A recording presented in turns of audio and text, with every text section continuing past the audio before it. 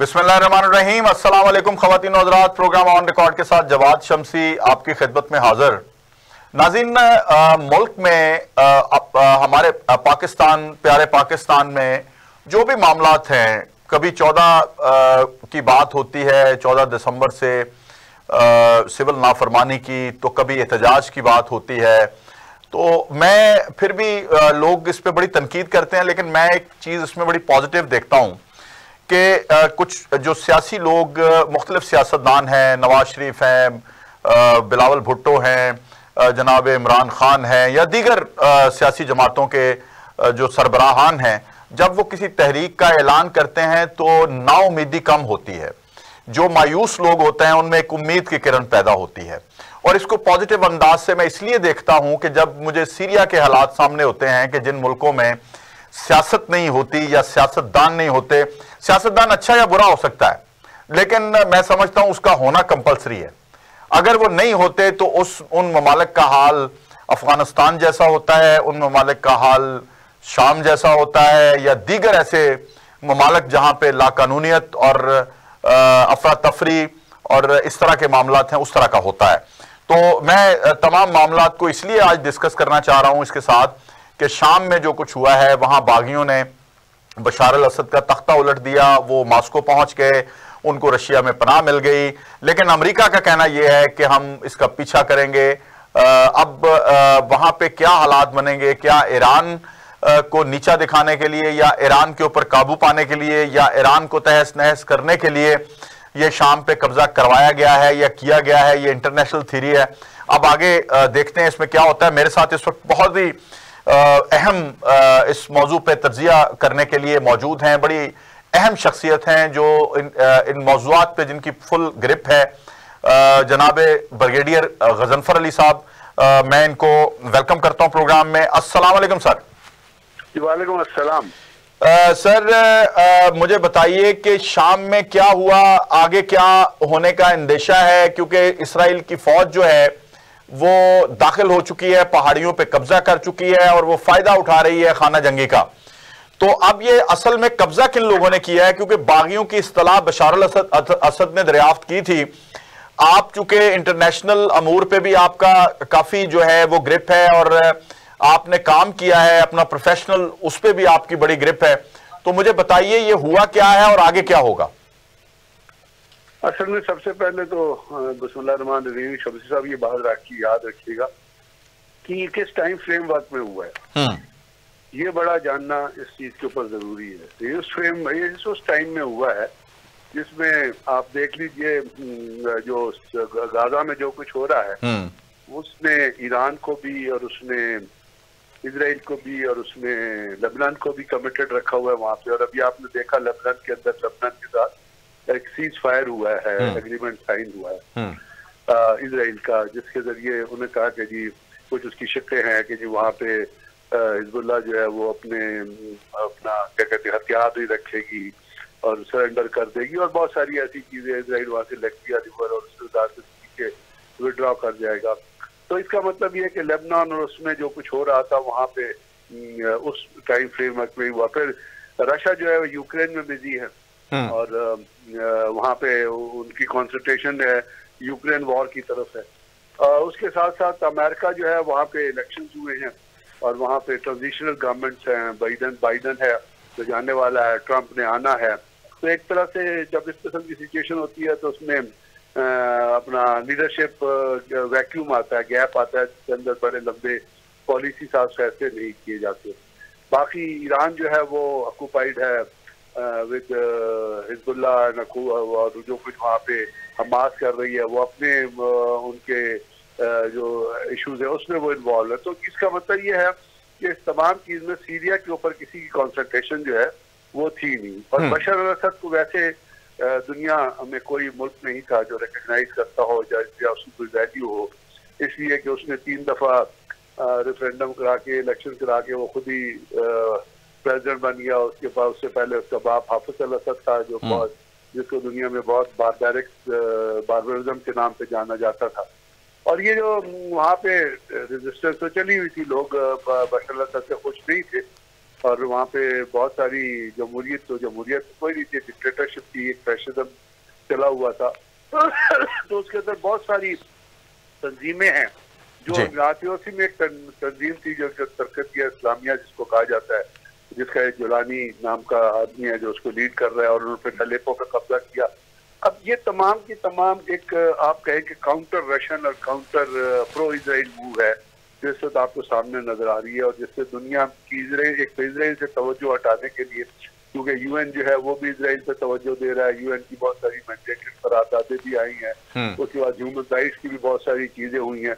तो पहला तो इसका जो इस वक्त जो नजर आता है, जो एम नजर आता है, अमेरिकन स्पॉन्सर्ड जो चीजें हो रही हैं, और जिस तरह पहले आपको बताया कि जो पहले जो अपराइजिंग हुई थी इससे पहले उसमें रशिया ने अपने जहाज भी इस्तेमाल किए थे, और यही जिनको आप बागी कह लें या वो रशद बशर अल असद की तरफ से बागी थे, लेकिन जो जिस तरह सीरिया में लोग वापस जा रहे हैं, जो लेबनान में और बाकी जगहों में रह रहे हैं, उनके लिए तो बागी नहीं है वो। तो आपने देखा होगा कुछ ऐसे सीन्स आ रहे हैं जिसमें लोग उनको मिल रहे हैं, गले लगा रहे हैं, टैंकों पे चढ़े हुए हैं वहाँ पे अपना सीरिया के अंदर, दमिश्क के अंदर। लेकिन सर ये जो वहाँ पे लूट मार शुरू हो गई है, स्टेट उनका वहाँ का जो मेन बैंक है उसको लूट लिया गया है, वहाँ पे लोगों के घरों में दाखिल होके लोगों को लूटा जा रहा है, वहाँ पे खवातीन की बेहुरमती के वाकयात सामने आ रहे हैं, वहाँ एयरपोर्ट्स में बिल्कुल बंद हो चुके हैं। इस वाकये से क्या इन दी लॉन्ग रन शाम को नुकसान पहुंचेगा या फायदा होगा? नहीं, शाम को तो ऑलरेडी बहुत नुकसान पहुंच चुका है। ठीक है। अभी कल शाम तक जो उनके जो वो लीडर है जुलानी, उसका जो स्टेटमेंट थी उसने तो ये कहा था कि जी हम जो वजीर, आप पता चला है कि जी वहाँ पे कोई वजीर आजम भी है, पहले नहीं पता था। बिल्कुल ऐसा ही जो वो उसने जुलानी जो उनका लीडर, उसने कहा था कि हम उन वजीर आजम के साथ मिल के काम करेंगे। और बीबीसी की रिपोर्ट के मुताबिक जो मैं सुन रहा था, वहाँ पे जो उनकी कॉरेस्पॉन्डेंट थी जो दमस्कस से रिपोर्ट कर रही थी रात को, उस वक्त तक तो वो कहती थी कि यहाँ पे फिलहाल तो कोई लूट मार के वाकयात वकूअ पजीर नहीं हुए। लेकिन जिस तरह की ऑर्गेनाइजेशन है जो वहाँ पे दाखिल हुई है, साफ जाहिर है वो कोई डिसिप्लिन लोग तो है नहीं, किसी फौज से ताल्लुक नहीं रखते, वो लोग तो ताल्लुक ही मतलब दहशतगर्द तंजीमें होती हैं इस किस्म की जो, तो वहाँ जरूर वो लूट मार के वाकयात हो रहे होंगे और वो बढ़ेंगे। कल जो था कोई जो उनके प्रेसिडेंशियल पैलेस से ये रिपोर्ट्स आई थी कि चीजें लोग चुरा के भाग रहे हैं, उनको कोई रोक नहीं रहे थे लोग थे। तो ये तो एक जिस तरह वहाँ कब्जा हो रहा है, अलेप्पो पे हुआ और जिस तरह दमस्कस तक वो पहुंचे हैं, उसमें ये तो नेचुरल एक फिनोमेना है कि ये लूट मार की वारदातें होनी थी और बैंक्स को लूटना था या चीजों को लूटना था, क्योंकि सारे लोग जो है वो कोई जो उनके अंदर है वो सारे कोई फ्रीडम लवर तो नहीं है ना, इजराइल की फ्रीडम लवर। जैसे आप देखें पाकिस्तान के अंदर जब कोई बदअमनी का वाकया होता है और जब कोई इस किस्म के जुलूस निकलते हैं, जो सियासी भी जुलूस होते हैं और उसके अंदर आपको दहशतगर्दी का, तो वो सारे वो सियासी लोग नहीं होते जो उन जुलूस का पार्ट होते हैं। सही। उसके अंदर बहुत सारे वो लोग शामिल होते हैं जो एंटी पाकिस्तान है और वो मौके का फायदा उठा के वहाँ पे लूट मार की वारदातों को जन्म देते हैं। मैं हमेशा ये कहता हूँ कि जो सियासी कारकुन किसी भी पार्टी का, किसी भी party respective of the affiliation, कोई भी पार्टी हो, वो कभी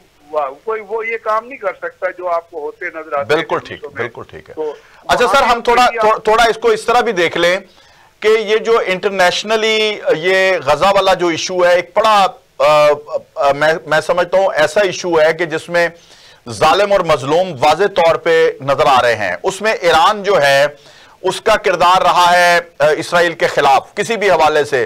जिन जमातों का आपने नाम लिया है, तंजीमों का नाम लिया है, उनको ईरान की सपोर्ट हासिल रही है। तो क्या ये शाम में जो इस तरह कब्जा हो जाना, फौज का सरेंडर करके कोई इराक में दाखिल हो जाना और साइड पे हो जाना और इस तरह का कब्जा हो जाना, इसके पीछे क्या हो सकता है? क्या बशार अल असद ने मुल्क छोड़ने से पहले अमेरिका के साथ कोई डील तो नहीं कर ली? ये क्वेश्चन मार्क के कहा गया है ईरान को सबक सिखाने के लिए। जी शम्सी साहब, बात यह है, एक दुख की बात यह है कि आप जितने भी मुसलमान ममालिक को उठा के देखेंगे ना, उसमें मुसलमान ममालिक के अंदर जो लोग मजहब का नाम लेके इस किस्म की वारदातों में इन्वॉल्व हैं, जैसे पाकिस्तान के अंदर आप देखें तो ये जो खवारिज है, जिसको आप टीटीपी कह लें या आप उसको जमातुल अहरार कह रहे हैं या उसको आप कुछ कह लें, वो भी क्लेम करते हैं कि वो जी बहुत बड़े मुसलमान हैं। आप अफगान हुकूमत को देख ले, वो भी क्लेम करती है कि जी हमसे बड़ा मुसलमान तो पैदा नहीं हुआ। बिल्कुल ठीक, बिल्कुल ठीक। इसी तरह आप जो लोग यहाँ पे इन्वॉल्व हैं और जो मस्जिदों में अब जा रहे हैं और बहुत सारी मस्जिद, वो भी ये क्लेम करते हैं कि हमसे बड़ा मुसलमान कोई नहीं है। इसी तरह अगर आप इराक में जाएं, इराक को तबाह करने वाले जो थे और ये जो अपना ISIS थी और ये भी क्लेम करते थे। लेकिन ये सबसे बड़े, ये जितनी तंजीमें हैं पाकिस्तान के अंदर, ख्वारिज से लेके अफगान हुकूमत से लेके आप वहां तक चले जाए, सीरिया चले जाए, इराक चले जाएं, अब जहाँ ये मुसलमान जितनी तंजीमें, ये मुसलमानों का ही खून बहाती हैं। बिल्कुल, ये मुसलमान हुकूमतों के खिलाफ ही लड़ती हैं। अब वो मुसलमान हुकूमतें टोकन की हो या जो भी, लेकिन कार्ड कहते हैं वो भी मुसलमान। तो हमारे अंदर जो इंटरनल फ्यूड है वो उसका फायदा जो है वो उठा रहे हैं न्योकॉन्स और जो अपना ज़ियोनिस्ट यानी यहूदी और जो हाई ग्रेड क्रिश्चियंस हैं, जिसमें जो बाइडन आता है, जिसमें बाराक ओबामा आता है, जिसमें जॉर्ज W बुश जैसे लोग आते हैं, जिसमें ब्रिटिश क्वीन आती है, किंग अपना ब्रिटिश सदारत आती है, जिसमें मैक्रोन जैसे लोग आते हैं। और ये जो लोग हैं ये फायदा उठाते हैं मुसलमानों के अंदर तफरीक डालने। मुसलमानों को मारने वाले आज मुसलमान ही हैं। हाँ, ये जो आप सीरिया की बात कर रहे हैं और ये तरकत इस्लामी, ये भी इस्लाम का नाम इस्तेमाल करते हैं, लेकिन ये फायदा पहुंचा रहे हैं यहूदियों को। जैसे आपने कहा कि इजराइल जो है वो पहाड़ियों पे चला गया है और इजराइल की फौज दाखिल हो गई है और बशर अल असद भाग गया है वहां से। बशर अल असद भी अपने आप को कहता था कि जी अलवी खानदान और असद जो है वो अपना आपको पता है कि वहां पे जो 78% है वो सुन्नी थे और अपना है सीरिया के अंदर। और तो ये जो तंजीमें जो इस्लाम का नाम लेके खिलाफत क्लेम करती हैं और अब उस चीज को लोग जो है लिंक कर रहे हैं कि रसूल करीम पीस बी अपॉन हिम की हदीस थी, तो और भाई ये तो दहशतगर्द हैं यार। ये तो दहशतगर्द काम कर रहे हैं सहूनी ताकतों के पैसे पे। बिल्कुल बिल्कुल, मजहब का रंग दे रहे हैं। This is the point. तो ये जो है इसका फायदा सहूनियत को हो रहा है, इसका फायदा ज़ियोनिज़्म को हो रहा है, इसका फायदा हाई ग्रेड नियोगॉन क्रिश्चियंस को हो रहा है, इसका फायदा जॉर्ज W बुश को हो रहा है, इसका फायदा ट्रंप को होगा, इसका फायदा जो है वो ट्रंप का जो सन इन लॉ है कश्तर, जिसके बेडरूम में नेतन्याहू आके सोता था न्यूयॉर्क में, जो हाई ग्रेड ज़ियोनिस्ट है, जो मुसलमानों का खून बहाना चाहते हैं, मुसलमानों को दुनिया से खत्म करना चाहते हैं। ये तंजीमें इस्लाम के नाम पे अपनी ही सल्तनतों से लड़के उनको तबाह बर्बाद करी, तो फायदा हो रहा है अपना न्योकॉन्स का और फायदा हो रहा है। सर यहाँ पे मैं एक मौलवी साहब हैं, अलामा साहब हैं, पाकिस्तान के बड़े नामवर, मैं इस वक्त नाम नहीं लेना चाहता, उनका एक ट्वीट आया और उन्होंने एक पोस्ट की कि जब ये दाखिल हुए हैं बागी या जो भी ग्रुप्स हैं, इन्होंने जब वहां पे कब्जा किया है शाम पे, तो उस वक्त उनका ट्वीट आया, पोस्ट आई कि शाम में सुबह हो गई।